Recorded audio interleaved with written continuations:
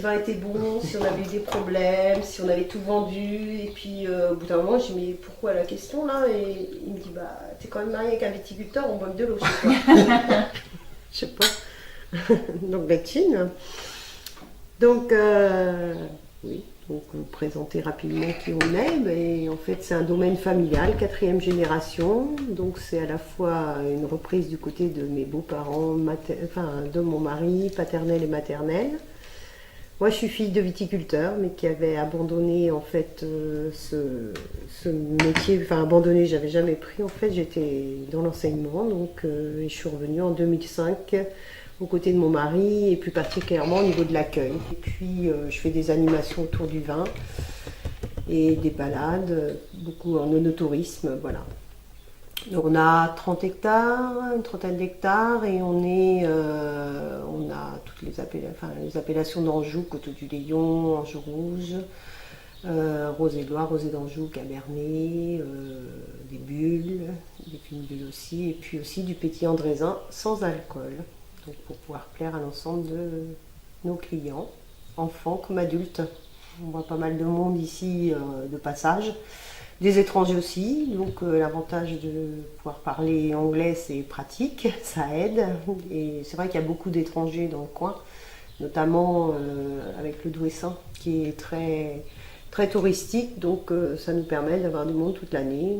Une journée type, c'est déjà il n'y a pas d'heure, ça peut démarrer à n'importe quelle heure, mais rarement à 8 heures. À 8 heures, c'est plutôt des restaurateurs, des gens qui sont en activité et qui viennent acheter avant d'ouvrir.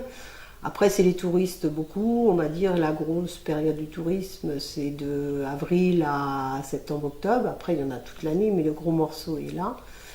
Et donc, soit c'est des gens qui sont de passage, c'est juste une dégustation. Et là, auquel cas, ils dégustent nos produits et s'ils veulent acheter, il n'y a pas de souci. Et autrement, la deuxième possibilité, c'est carrément des journées prévues qui sont organisées et où on peut leur proposer soit c'est des balades, soit c'est des dégustations commentées, soit c'est découverte aussi du vignoble, on leur explique comment on vinifie le vin. Donc quand ils repartent, c'est assez éducatif. Nous, on a la chance d'être dans un territoire qui est très en mouvance, il y a beaucoup de choses à voir, c'est très touristique le Douessin.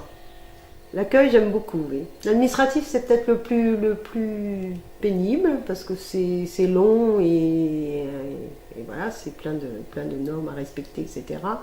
La partie dégustation, c'est très agréable parce qu'on permet à des gens qui au départ ne connaissent pas le vin, bien sûr tout en restant dans la limite du raisonnable, on a le crachoir à disposition et autres, mais ça permet aux gens de découvrir notre région et puis de faire partager.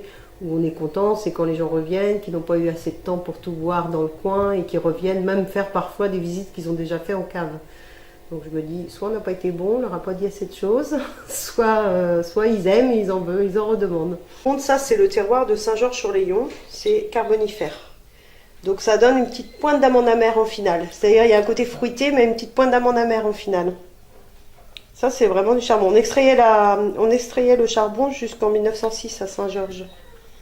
Saint-Georges-Concourson.